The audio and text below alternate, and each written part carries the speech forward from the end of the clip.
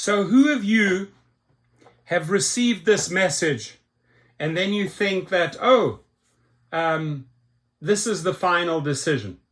This is the final decision by our review team. Your request has been reviewed and your account will remain deactivated. Ladies and gentlemen, who makes the final decision? I'll tell you who makes the final decision. It's their legal department. It's their attorneys. Because once you come in with a different approach on your wrongful deactivation, once you package it up and redirect, after this message, by the way, you redirect your legal appeal to their legal department and say, listen, review this. Your review team here hasn't done the job. The review team does not make the final decision. Again, it's the legal team. So when you think you're down and out, you're actually not down and out. You just directed it to the wrong department. You appealed and their review team said, oh, you know what? Here's the deactivation reason. You were tampering with the GPS. No explanation, right? Oh, after carefully reviewing your account and the information you submitted, because you are submitting this to the review team, and once the review team comes back and sends you this message, you believe it's over. It's over. I appealed this. I sent it to the review team. They came back with this message. It's over. It is absolutely 100% not over. This is when the opportunity really starts for you to repackage it. It has to be redirected to their legal department with a threat. You know, it's not a physical threat. It's a threat that if you do not review the information or give me more details as to how I breached this, I didn't do this, right? I will come after you, dear Uber Technologies, dear Lyft, dear Doordash, dear Grubhub, dear Amazon Flex, dear Spark, dear Shipped. We do them all, right? We know all their legal departments. Otherwise, if you do not pay attention to this and review this properly, my appeal to your legal department, I will file a claim against you for the money I have lost. And that can be thousands of dollars. You know, that can be $1,000-$2,000 right up to $20,000. In Texas, you can file a small claims for up to $20,000. Philadelphia drivers have got $10,000. California now is up to $12,000, right? So if you have been without work for a few months, you have quite a substantial claim. And the review team is going to do el zippo, nada, niet, nothing, nichts for you. Nothing, right? Because you have a bunch of incompetent fools that do a little cut and paste. Oh, you are tampering with a GPS. After carefully reviewing your account and the information you submitted as part of your deactivation review request, we've determined that your account will remain deactivated because you violated our community guidelines and your agreement with Uber. This decision is final. Ladies and gentlemen, it is not final.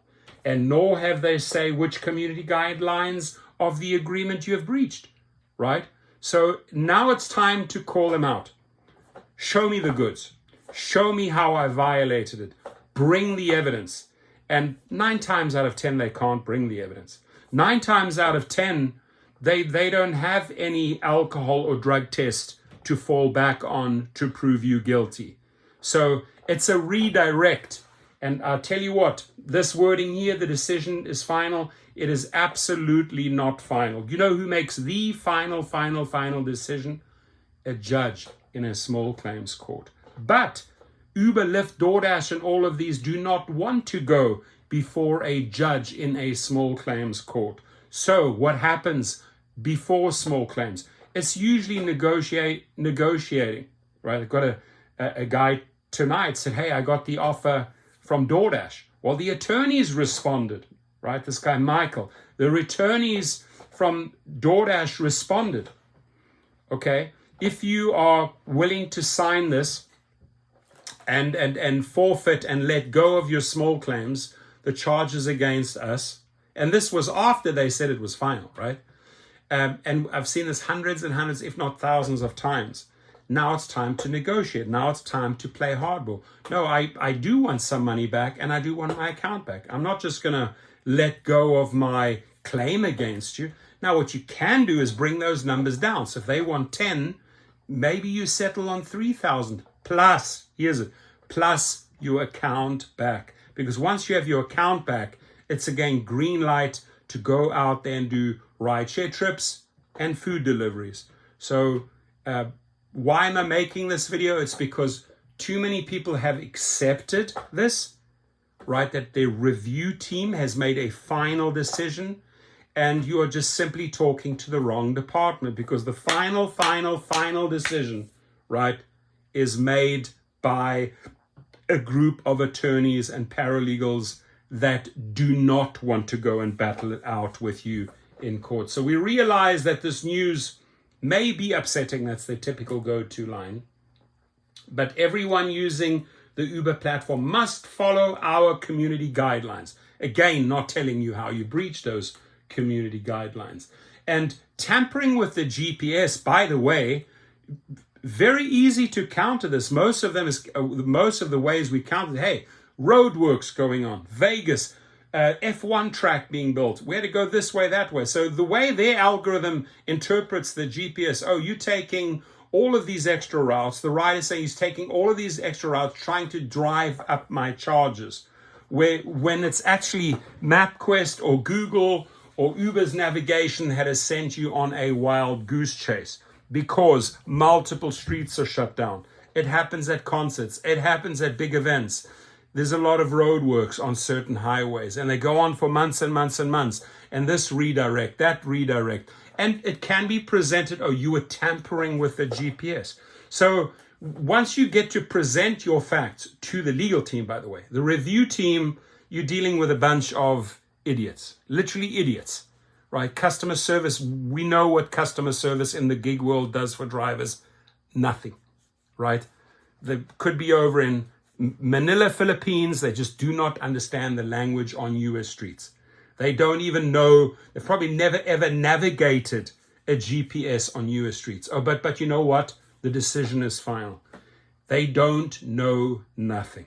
That's why the entire redirect of this has to go directly to the legal department, and most of them are in San Francisco. Most of these companies are in San Francisco, maybe except for Amazon Flex and a couple of others. But most of these companies have their legal departments in San Francisco. We know them all, right? We know them all. So if you have been deactivated by Uber and Lyft, Gig Rocket, we have a group of paralegals and attorneys that fast track, get the documents ready, electronic signature, the threat goes off to Uber and Lyft. And by the way, the links are right below, right? And who are we dealing with? With the legal department. Now, if you have done something, maybe there's a GPS allegation against you or some bullshit that Doordash says, whoa, Amazon Flex says you cannot get back on the, after reviewing it, our decision is final. No, then we have to go to Amazon's legal department or DoorDash's legal department or Grubhub. So Activation Hero, the link is also below. Another set of paralegals and attorneys who have better on the food delivery side when it comes to rideshare companies, Gig Rocket, 4,500 cases to date, and multiple small claims, filings, and high success rate getting your account back. And sometimes it's actually account back plus monies. But I want to prepare people, even if you get all excited and say, you know what, I lost 8,000, and they're willing to talk and, oh, I want my 8,000. Don't do it. Don't play hardball with these people. Negotiate, maybe 4,000 and your account back. Get a quick result signed and sealed so that you're back on the road earning money. The links, my friends, are right beneath the video. I showed you how this is done, and I want you to know that if you've received a message like this where, you know, when you have the wording, we have reviewed, so you know it's the review team, and when they say the decision is final, it is not final. It's just that you have packaged your response to the wrong department. That's where we step in and have paralegals contacting their paralegals, and then it's time to talk turkey, right? Okay, we want this driver's account back. How do we do it? And that can take anywhere from 5 days to 21 days because they are not the fastest responders when it comes to this. They are so overwhelmed with cases against them. So buckle up. 5 to 21 days, which means you've lost more money, which means the claim is going to be even higher. So it's not the end of the world if this even takes 21 days, because in that 21 days, maybe times another $200 per day, you know, your claim just went up by another $4,000. Get it? So sign up below. Let's help you, and let's help you redirect your appeal to the right department, which is to Uber's legal department, Lyft's legal department, Doordash's legal department, Amazon Flex's legal department, Grubhub's legal department, Postmates legal department, Instacart legal department, Spark's legal department, Shipped's legal department, and so on and so on. You will see all of the links in those websites below. Have a good day.